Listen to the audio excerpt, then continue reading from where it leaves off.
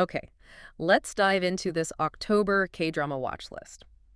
We've got a stack of sources here covering, well, quite a range, big fantasy, romance, some really grounded stuff too.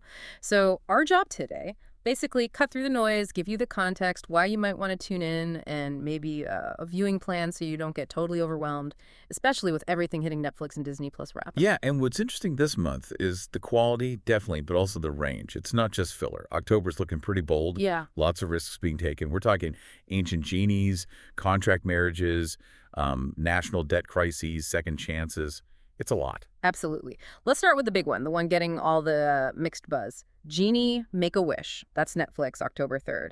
And the writer, Kim Eun-suk, the glory goblin. That name alone carries weight. Oh, huge. And the setup is pure fantasy gold. Kim will have been as Iblis, this genie, right? Awakened after a millennium by Bae Suzy's character, Ki Ka-yeon. Yeah. She gets 3 wishes, standard stuff. But he's got this vengeance mission, and apparently their souls are tangled up from some past tragedy. Plus, it's the big reunion for Kim Woo-bin and Suzy. First time since what? Uncontrollably Fond in 2016? Exactly. Big deal for fans. Okay, but here's the thing.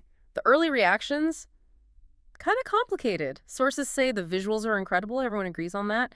But some critics felt the first few episodes were tonally messy, a bit all over the place. Maybe the plot felt, I don't know, convoluted. Right, but the common thread seems to be patience.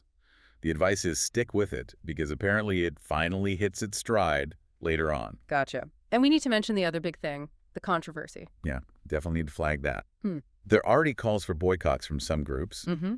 It's about how the show uses spiritual figures like Iblis, angels, mixing those with religious narratives. That's quite something. It really moves the discussion beyond just, is the plot good, doesn't it? Totally. It becomes about cultural interpretation, how myths and religion are handled in mainstream stuff. So the conversation around the show might be as interesting as the show itself. But okay, if cosmic controversy isn't your thing right now. Need a break. Yeah. Exactly. Let's shift gears completely. How about something lighter? Would you marry me? Ah, yes. Disney Plus, starting October 10th. Pure rom-com territory. And it leans into that fake marriage trope, but with a fun twist. Right, it's like super transactional at first. Jung So-min, a fashion designer, and Choi Woo-shik, heir to this old bakery fortune. They do a 90-day marriage purely to win a fancy house prize for newlyweds.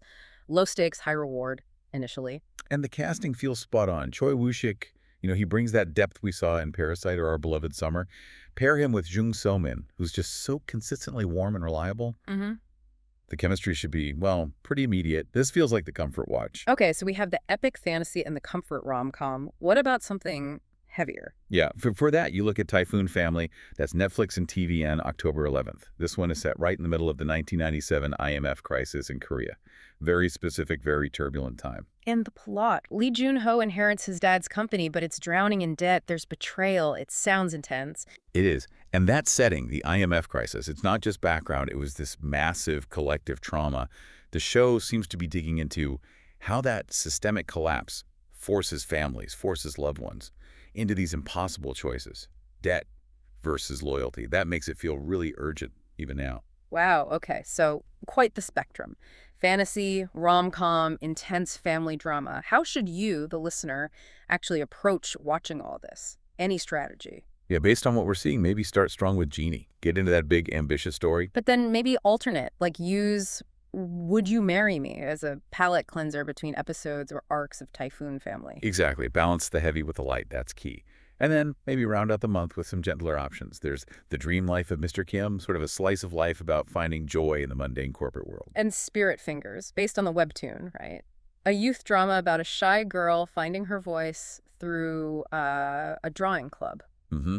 And because it's from a webtoon, expect a really stylized, maybe vibrant visual approach. Could be more than just your typical coming-of-age story. So, to recap the month, you've got epic fantasy, a sweet rom-com, heavy family economic drama, a quieter character study, a vibrant youth story. It's a really rich mix. Definitely demands some attention this October. So maybe a final thought for you to chew on. Don't shy away from the ambition, even with those mixed early reviews for Genie. It's not playing it safe. And maybe that's the point. The fact that it's sparking these big conversations, especially around the mythological stuff, that itself might be one of the most interesting things K-drama does all year. Yeah. Worth watching just for that, perhaps. So yeah, dive in.